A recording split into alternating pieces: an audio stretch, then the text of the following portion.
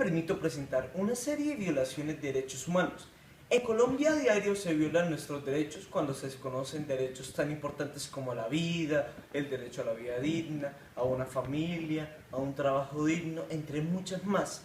A continuación voy a hacer referencia a una población que tiene a nivel constitucional un régimen especial, pero aún así sus derechos son pisoteados y vulnerados. Así lo revela un informe de la Organización Nacional Indígena de Colombia. De 1.423 indígenas colombianos sufrieron violaciones de los derechos humanos, incluidos 28 asesinatos. Un total de 1.995 indígenas sufrieron desplazamiento forzado y 1.081 padecieron confinamiento. Los hechos con más víctimas según el informe de vulneraciones de derechos humanos e infracciones del derecho internacional humanitario que fue entregado por la ONU en Bogotá. 912 indígenas de la tribu Esperara Zipadiara que no pueden abandonar una zona rural del municipio de Timbiquí en el departamento del Cauca.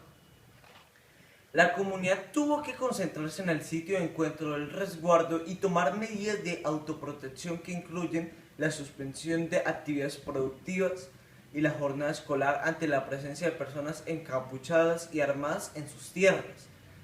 Si bien el estudio no identifica a qué grupo pertenecían los agresores, 28 indígenas fueron asesinados después de un pico de amenazas contra ellos que proceden esencialmente de las bandas criminales nacidas tras la desmovilización de los paramilitares Autodefensas Unidas de Colombia, como los Rastrojos y Águilas Negras.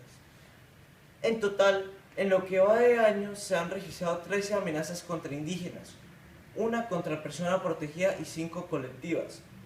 La ONIC concluye su informe con un mensaje a quienes les asesinan, torturan, desplazan, confinan y violentan, persiguen y estigmatizan. A ellos les dicen que seguirán en pie, con dignidad, exigiendo sus derechos ancestrales, humanos y fundamentales, así como denunciando los hechos victimizantes que están teniendo lugar en los territorios protagonizados por actores armados legales e ilegales. El representante en Colombia del Alto Comisionado de Naciones Unidas por los Derechos Humanos, Todd Howland, manifestó que había una discriminación y alineación de los pueblos indígenas que se solventó parcialmente con la Constitución de 1991. Por ello pidió que haya un reconocimiento legal de esos derechos de economía y gobierno propio, ya que no se pueden solucionar los problemas en Colombia sin la participación plena de los pueblos indígenas.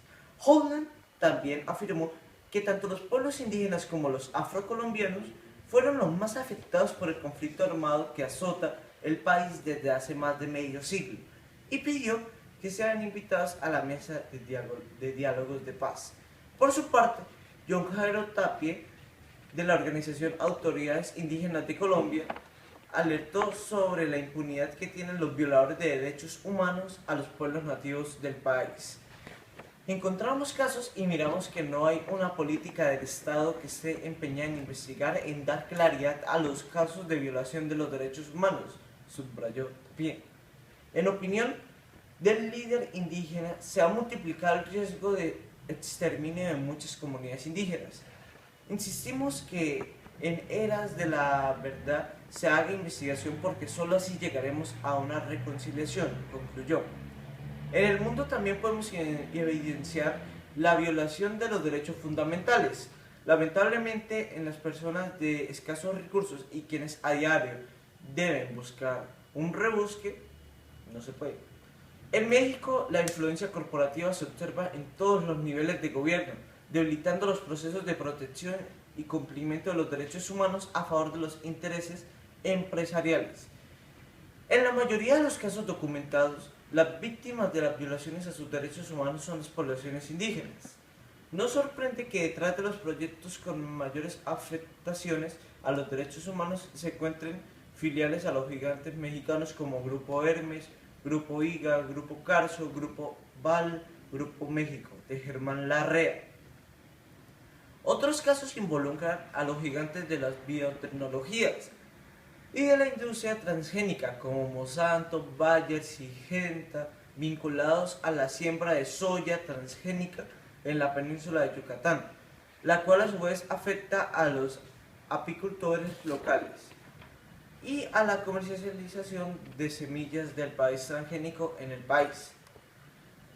El grupo Bimbo también fue señalado por las organizaciones, en este caso Greenpeace, ya que la materia prima de sus productos proviene de los campos de la agroindustria, la cual utiliza 30 plaguicidas altamente tóxicas prohibidas en otros países, pero legales en México, que dañan la salud de los campesinos y terminan por contaminar los ríos y el océano.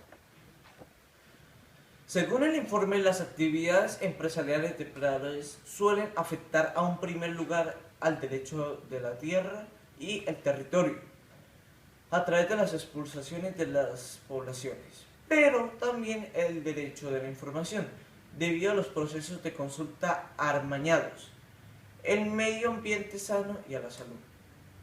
Las organizaciones exploraron que la justicia no ofrece la posibilidad a las comunidades a oponerse a un megaproyecto debido al desequilibrio de las fuerzas en los litigios, los cuales pueden extenderse durante años y requerir de importantes recursos.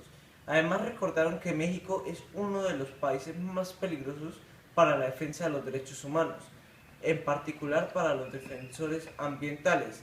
Sin embargo, desde antes las organizaciones urgieron a los expertos de la ONU reconocer la crisis de los derechos humanos en México.